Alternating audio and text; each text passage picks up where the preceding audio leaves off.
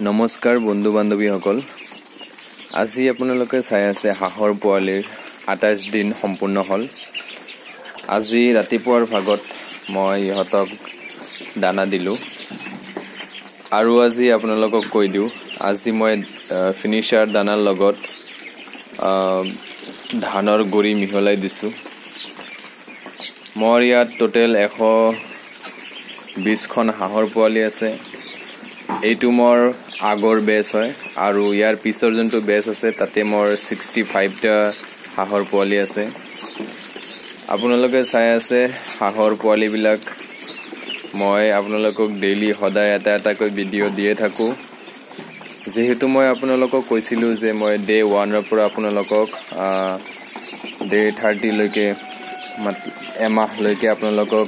সদায় ভিডিও দি যাম কথা দিছিলো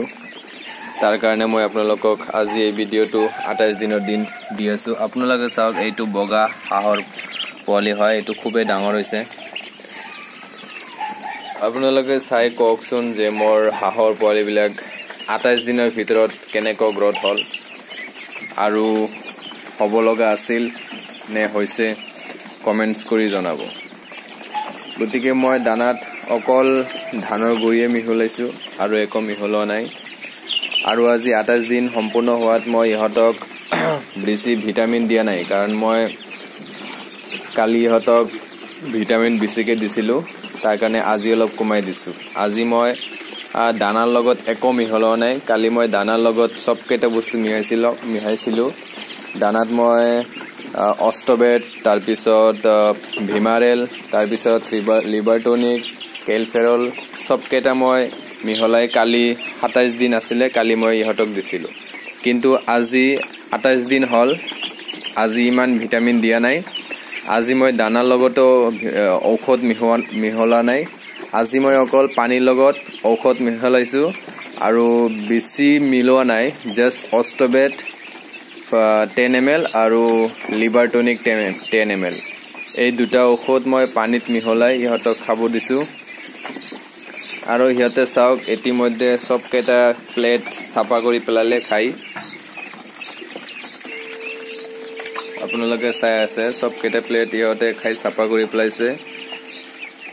এনেকে আপোনালোকে কম খৰচত যদি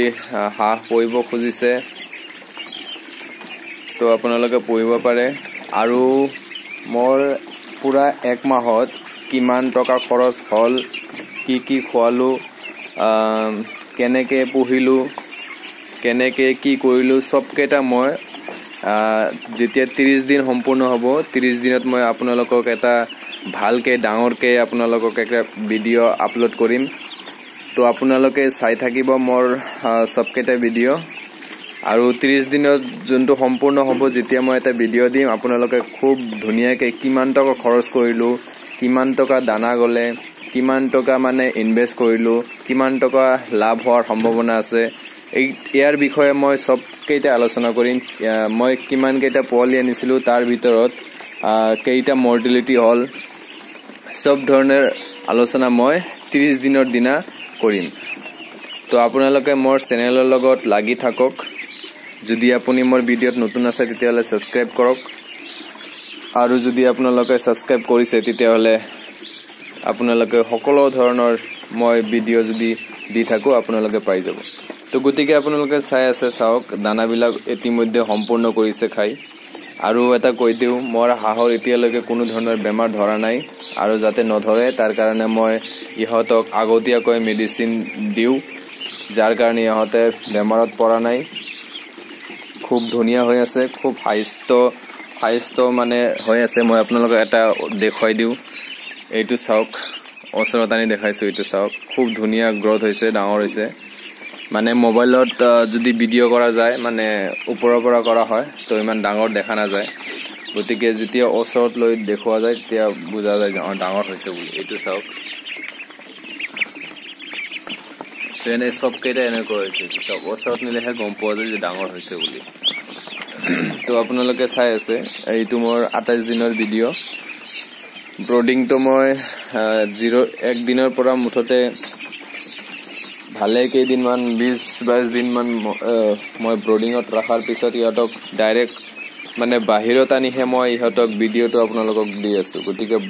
ব্ৰডিংটো মোৰ ভিতৰত হয় আৰু ডাঙৰ হলে মানে ব্ৰডিঙৰ ইমান অসুবিধা নাই, জাষ্ট দুটা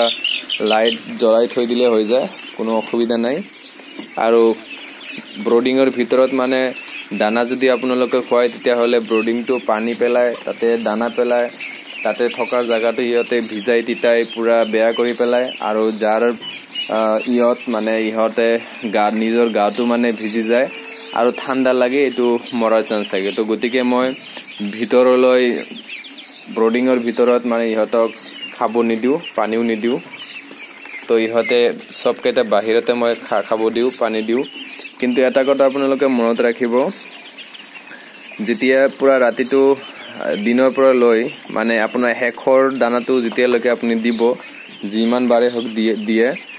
দিয়াৰ পিছত যেতিয়া মানে আপুনি শেষ কৰি দিয়ে, দিনটোৰ দানাটো শেষ কৰাৰ পিছত আপোনালোকে যেতিয়া ব্ৰডিঙত সোমায় বা ৰুমত সোমায়, আপুনি যি বনাইছে গঁৰালি বনাইছে তাতে যে সোমোৱাৰ পিছত তাতে পানী খোৱাৰ ব্যৱস্থাটো কৰি দিব। মানে এটা কোণাত এটা ডিংকাৰত ধুনীয়াকে পানী থৈ দিব, যাতে পুৰা ৰাতিটো ইহঁতে দানা নাপায়, পুৰা ৰাতিটো ইহঁতে যাতে পানী খাই থাকিব পাৰে। তো আপোনালোকে পানীৰ ব্যৱস্থাটো ব্ৰডিঙত এটা চাইডত কৰি দিব, যাতে গাটো ভিজাই নলয় আৰু ভিজাৰ ফলত যাতে ইহঁতৰ মৃত্যু নহয়, মৰ্টেলিটি নহয়। তো আপোনালোকে এনেকৈ মোৰ দৰে যদি কৰি আছে তেতিয়াহ'লে আপোনালোকে কৰি থাকক আৰু